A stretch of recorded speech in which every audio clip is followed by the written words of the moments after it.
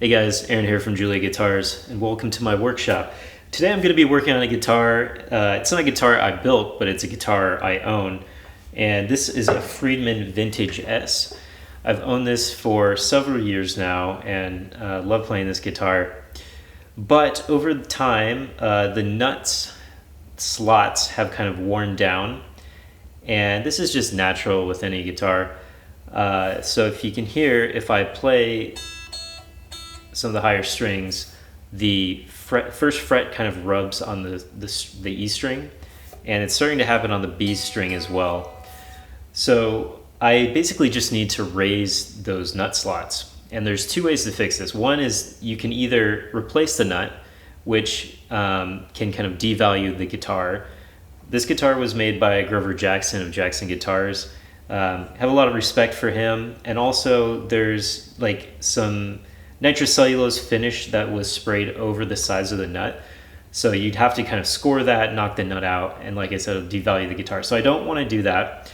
But there's another way to fix this, which I think will be the better fix for this guitar, which is that I can fill those nut slots with some material and super glue it so it hardens, then refile those nut slots so that they're at a higher height. So I'm going to do that today and just show you the process of how I do that. Hopefully this might help some of you out if you have this problem. So let's get started. First thing I need to do to work on this guitar is make sure the neck is set up properly. So I had pretty high relief on the neck to kind of fix that issue with the nut slot. So I'm just flattening it out to make sure the fretboard is flat and it's in a better place for after I have these nut slots fixed. Right now I'm just checking the action height, and it should be about 1.25 millimeter on high string to 1.65 millimeter on the low string. Now I'm checking the nut slot heights, and these should be about 0.015 on the high E to 0.025 on the low E. So you can see they're about an order of magnitude off here. So we definitely need to fix that. I use the inches feature for the nut just because I have better, easier to follow numbers.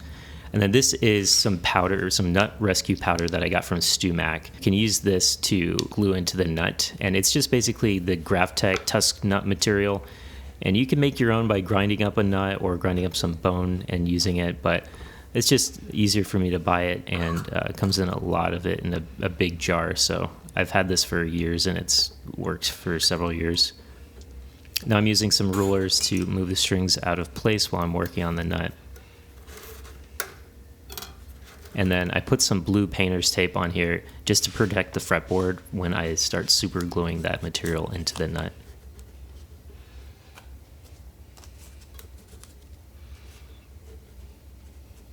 I've got years of gunk and grime from playing this guitar, so I'm just cleaning that out of the nut. And I'm using some just like little X-Acto blades here. You want to make sure you get all of that stuff out of the nut because it'll get glued in with that nut material and look kind of gross. So I'm using some naphtha here as well, and I'm just trying to get everything I can out of that. And then my final step will be taking these nut slotting files and just running through each nut again to clear the final bits of that gunk out of there.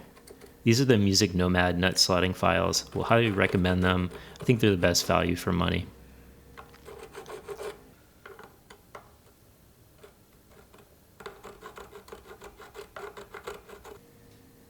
Now I'm just putting that nut powder inside of the nut slots. I think it comes with an applicator now, but when I bought this years ago, it didn't have an applicator. So I'm just using a little piece of cardboard, just kind of dropping it in there. You want to make sure that after you get material in the slot, it kind of fills the full slot, and then you pat it down so that it's nice and dense in that slot when you put the super glue in. I'm just cleaning out the sides of the nut slot. You want to make sure that you do this so that the super glue doesn't wick into that material and make the nut have some extra materials on the side. And I'm just kind of wiping off the rest with my finger. For the super glue, I use thin CA glue, and you don't need much, just a tiny little drop, and it'll wick its way into that material. I use a fine applicator for this, and then you'll get a little bit of excess on the top, so it's a good spot right here to just take a little piece of paper towel and wipe off the excess before it dries. And the key is you want to remove the tape before it dries, because otherwise it can stick to the tape and going to be hard to get off the nut. Then with any extra material on top, I'll just take some really fine grit sandpaper and sand it down. This little gizmo is for making sure that I don't go too far when I'm filing the nut slots. I get this from StewMac. It just has some depth gauges on there. So I'll set the height as the height of the fret and then add an offset. So I add 0.03 inches as an offset, and then I'll just go through each file. You'll see that original nut slot line, and I'll just basically use the nut slot file and file down to the depth gauge, and then I'll have a 0.03 offset. The rest of it I'll go through with each nut slotting file after I've taken that depth gauge off and just file down the rest. As I go, I'll check the height and just keep filing down until I reach that height. And like I said, it's 0.025 on the low two strings. The middle two strings I usually do 0.02, and then the high two strings I'll do 0.015 inches. And usually about 5 to 10 strokes is 0.005 inches. So just keep that in mind when you're doing this. And on the higher strings, you need less strokes because the slots are smaller. There's less material to cut out. These don't need to be perfect. We want to get in the ballpark of those numbers.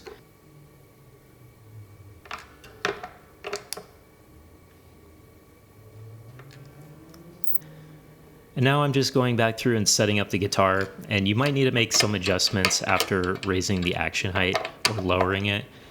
Usually I don't try to go to the full depth at first. I like to set up the action properly as I go and then kind of refile the slots to get to the perfect height. But this one is pretty good.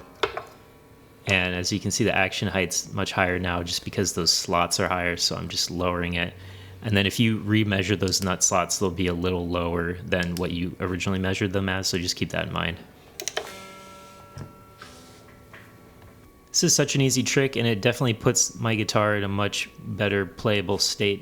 It can seem kind of scary at first, but it's pretty easy once you do it for the first time. I'd suggest practicing on a cheaper guitar if you want. As you can see, there's definitely some space between the strings and the frets now, and I'm excited to start playing this guitar again. All right, so it's playing a lot better, and those nut slots are higher than they used to be, and there's no buzzing when I play those open strings. It's definitely playing a lot better. So I hope you guys enjoyed this video, this quick tip, and if you want to see any other tips about like maintaining guitars or like any of my process around building guitars, let me know down in the comments. I've also got a couple build videos coming. It's been a while since I posted my last video, but I'm working on 3 guitars right now. I've got a bass, an SG, and my own design like Fender style Strat guitar. So stay tuned for that, and I'll catch you in the next one. Bye.